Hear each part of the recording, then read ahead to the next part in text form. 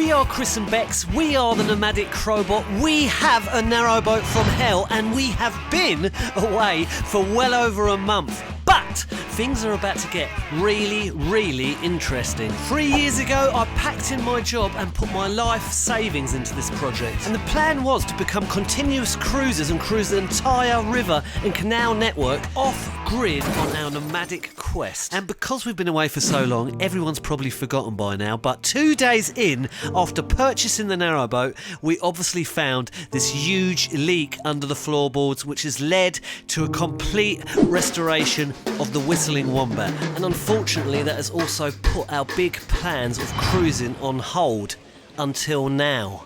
Hi guys, we are Chris and Bex, the Nomadic Crowbot. Yes, hello! You may not be familiar with our faces anymore because we've been away for a little while, but they are here, they're still here. So the reason for that being that after all the BSS and everything we needed to do for that, we just wanted to kind of reassess our next move, basically. As a lot of you have probably noticed, we've had a hell of a lot of DIY to do on the narrowboat. It's been a complete refit for the last 3 years, and every year we've managed to go on a few little cruises, if not quite big cruises, for the blacking of the narrowboat. But this year we worked out we haven't been on one cruise yet. All we've been doing is DIYing and BSSing. So as a reward for passing the BSS, Crowbot are going for a big cruise. Yeah, you heard it right. One little problem that we discovered 2 days into the cruise.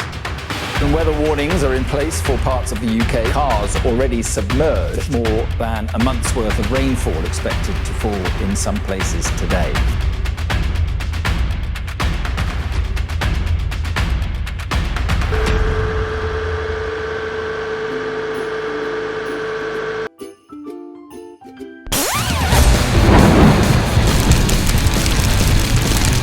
Did you ever think a Crowbot cruise was going to be smooth sailing? We had no idea at this point that we were going to get caught out in the floods, so let's run it back to the beginning when we were just preparing at the marina for the big bad boy cruise. So as you guys have probably noticed, it's absolutely horrific weather out there, and we're deciding to go on this huge long cruise for days and days and days and days and days. But we forgot to mention that we've got our lovely Titan boat canopies here. We've never cruised on a narrowboat with a pram cover on the back, and the idea of the pram cover is really protection from the rain. So we should be all right, shouldn't we? Yeah, man. The spiders are going to be in for a treat. As a lot of you guys have worked out, I live on a narrowboat, and narrowboats attract a horrendous amount of spiders, and I'm terrified of spiders. And one of the best places on the narrowboat that the spiders love to live are in the Titan boat canopies. Not just the Titan, any pram or narrowboat boat covers. So, as you know, these narrowboat covers come down in about 10 seconds. If any little bridges are in front of us, we can just whack it down in 10 seconds. And the little spiderlings' bodies are just going to go flying into oblivion and land onto the sun and burn into spidery ash. I'm going to go round and save all the spiders before that happens. I like them. I do like them, really. The little baby ones are quite cute. I just don't like them in my bed. Do you guys? Or your ears. Or in torrential flooding across the entire network. As a lot of you are aware, the narrowboat is in no fit state for continuous cruising and off-grid living. But because we've been held up for so long with all the DIY on the narrowboat, we feel we deserve a cruise. And we've missed out on so many summers now, so why not go at the end of summer? The end of summer. And see how far our off-grid narrowboat setup will get us. Two of my big worries are the batteries on the narrowboat, as we don't feel that they're getting enough charge really. But as long as we keep cruising and run the engine here and there, we should be able to get through. Another big problem on this trip is showers. We do not have a shower on this narrowboat. We're used to using the ones at the marina, but we've got a clever little hack coming up in the next few episodes that is going to make this really fun and entertaining. Well, maybe for you guys. Right, so everybody knows what comes first when you're going for a cruise. Engine checks. I better check the oil, I better check the coolant, and I better check the lube. And then I'm going to juice her up real nice with some tasty diesel to get her on her way. So that means I've got to get down into the engine bay, doesn't it? I do That'll reckon. be the day. Let's get this off for Bex. It's very heavy, these boards, so I like to help before she tries to get her body taut her body down there. What's the word? I'm not sure. No. Well, I was trying to make it sound as terrible as possible. Well, she has Contort. That's the one. That's it. So she has to contort her body all the way. So she's got to get her poor, I don't know, just get your ass down there, Bex. You hand me a rag. Oh, for you Titan lovers, the Titan's bladder. Dusty rag. In she goes, never to return. It's well dry in here, actually. I taught her how to do this, the oil. Bollocks. She's fine. She's a bit dirty. Probably could do with an oil change. I mean, a little engine service wouldn't go amiss. 3 years in, we've never had one. You guys know where she wants to go next, don't you? Weed hatch! My favourite place. It's bizarre because we spoke to a few people that have a weed hatch on the narrowboats down here. They said they've never really checked them ever on a cruise because you can get rid of the weeds while moving, but Bex has built up this love of just climbing down in there and getting her hands right in there. Well, that's not technically true. Like, you can, if you're lucky, you can get rid of them by going into reverse and forward, and it kind of shears them and it gets them off. But if they're really thick, there's nothing you can do other than get in. Because if you don't, you risk wrecking your prop or running into problems with not being able to steer and stuff. So. Alright, clambering down there then, girl. Place bets now in how many times in this episode is Becca going to get down into the weed hatch?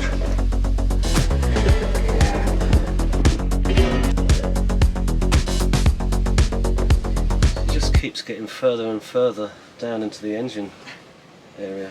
It's going to show how crusty the prop is. Any weeds down there? Maybe just put one hand down there and check if there's any weeds, Bex. Arm is going in.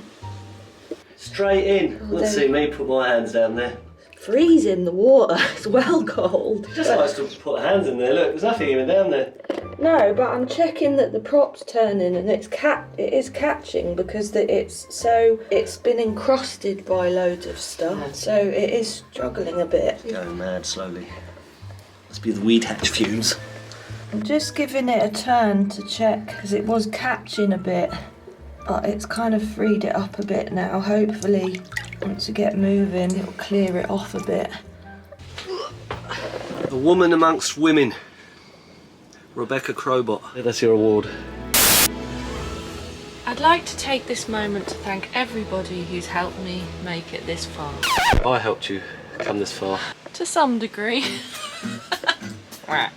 Okay, we'll get this back down, and then I think it's time for you to check the coolant, please, Bex, for me, if that's all right. This is the coolant box thing. That leaks quite a lot, by what I remember, doesn't it, Bex? It does have a bit of a leak on it, I think. Yeah, it's not really bad, I don't think. Hand straight down there. It could be like a spider down there or something, man. Antifreeze. Some of you may remember when we had to pick that up about a year ago. Long, long ago when we last went cruising. So the next check is lube. We always take it there, Planet Crowbot. We always taking us to the smuttiest areas we can take it. One of them's for the engine. We don't know what the other two are for. We just turn them just because we've been told you're meant to. And you turn them until you feel that the juice is going down into the engine. Feel a bit of resistance, and that's... Yeah. Do you remember the ratio of when to turn them? Isn't it like... After a couple of hours cruising... For the engine one? Yeah, but I can't remember which one that is, can you? Yeah, so after a couple of hours cruising, we were told at Fox Narrowboats up in March that you should turn it only until it starts resisting, and then you know you're pushing the grease into the engine. The other two, like we said, we're not quite sure what they are. We were told though they were more sort of once a month or once every 2 months possibly. I think I'm just talking gibberish because I'm just giving out sort of advice on something I don't even know. We don't even know what they are, but we just turn them. Under no circumstances listen to this man. He knows not what he says. Oi, they come here for tips and knowledge on narrowboating. Oh, they better turn around then. Next up, we need to get some fuel. She's thirsty, she needs a drink. Supposedly, a lot of the marinas you go past that sell fuel, the prices are far, far higher because they've only got a limited amount that sort of gets brought into the marinas. So we've often been advised you're probably better off trying to find a place that does red diesel or just your standard petrol station and get a jerry can. So let's head off and get our jerry can and get some fuel. Let's do it, how exciting. Is it exciting, is it? Well, it's always semi-exciting. The bit that follows is exciting.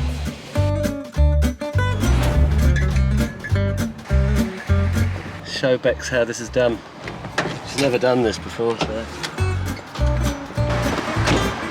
She's worried that it all overspills from there. So I'm going to show her how it's done.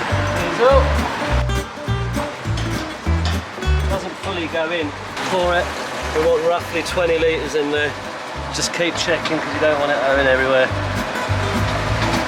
So, the reason Chris has got a cheeky face on him is because I basically talked him through all of this yesterday. And because he was flapping around going, what? Oh my god, what if it spills all over the thing? I'm like, well, just take it easy, just press it down lightly. I'll keep an eye on the thing because I know the jerry can is a 20 litre capacity, so I'll tell you when you're getting close and you just watch it and stuff. So what do they say? The student has now become the master. I've never done it before, so I was like, how do I know it's not just I'm going to be that guy, you know, you see the YouTube videos that go viral or the TikTok ones where it's going everywhere. That's me! If it was going to be anyone, it'd be me, wouldn't it? Let's face it. So. Yeah. That's how you do it as a narrowboater. No heavy-handed. Right, let's go on our mega cruise, guys.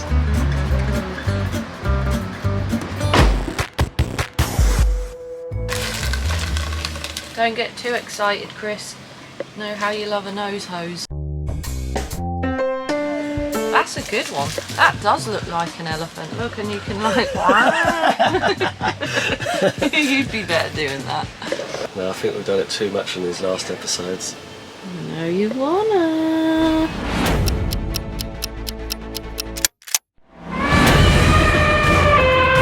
Was it really as big as he had hoped? And if anyone's wondering about this weird behaviour, it's because fuel has passed through that hose and Chris is currently breathing it all in. I just thought that.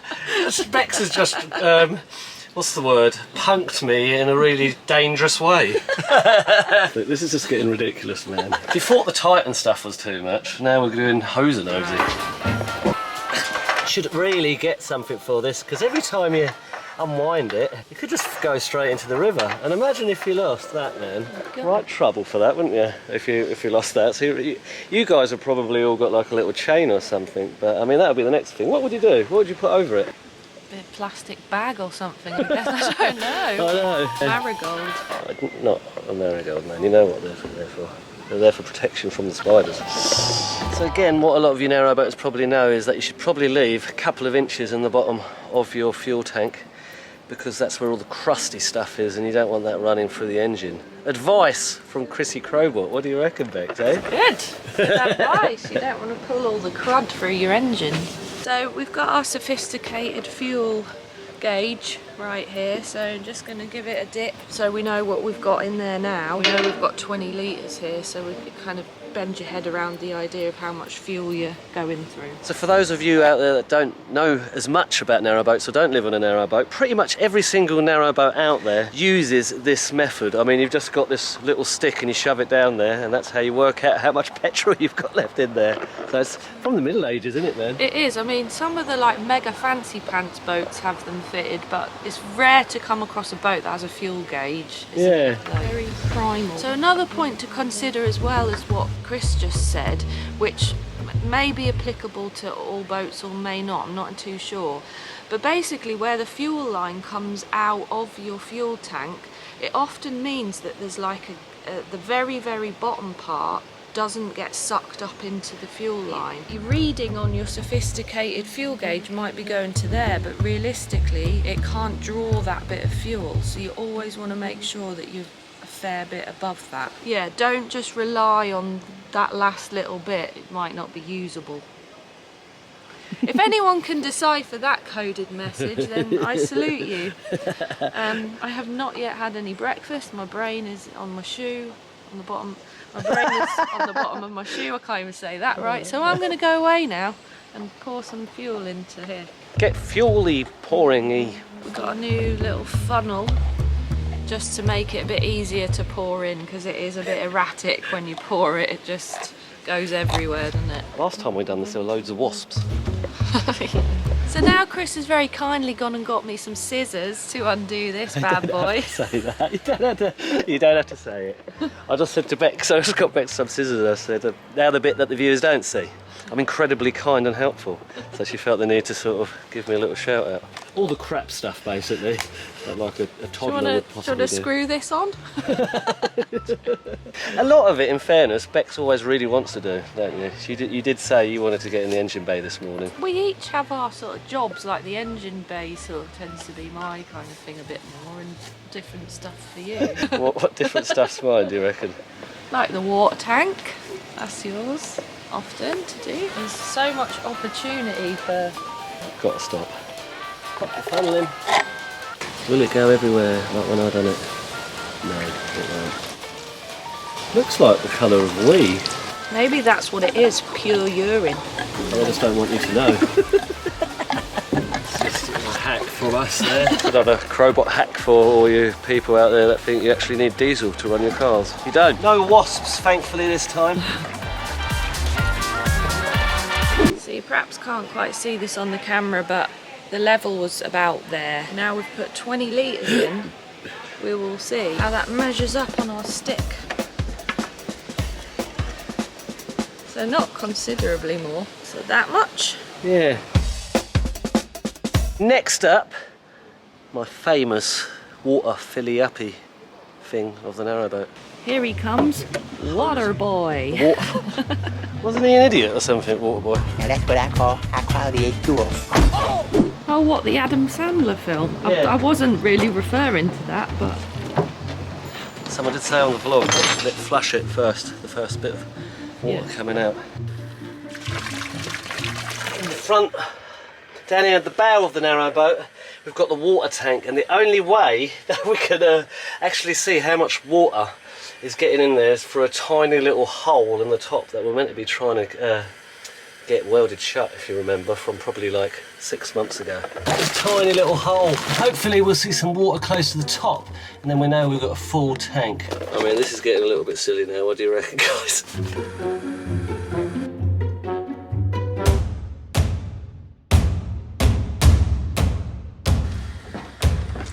Fill this little baby up for our showers. Pick one of these up for about 10 quid on Amazon. Potable, so you can have drinking water in there. I don't know why I'm doing that, because we're using it for showers.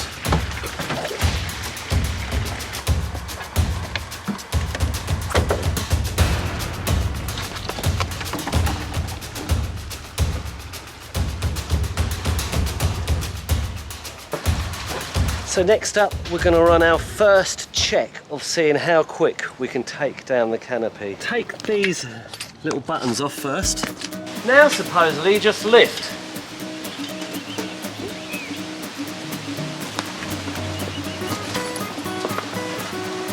That is well quick, isn't it? Steve at Titan Boat Canopies did say you probably don't want to make a habit of doing it with the windows in, just as a last resort, sort of, you know, when you haven't had time to do it. And so probably if you've got any low bridges coming up and you know they're coming, take them out probably. And you want to protect the longevity of the lovely Titan Boat Canopies, because look, you can already see it's creasing a bit there.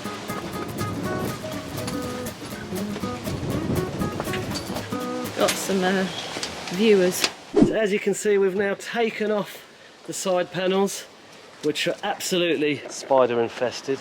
Bex is just going to roll these up. So we got the side panels out now, and the lovely Titan boat canopy pram cover has transformed into a magnificent gazebo. That's quite cool, isn't it?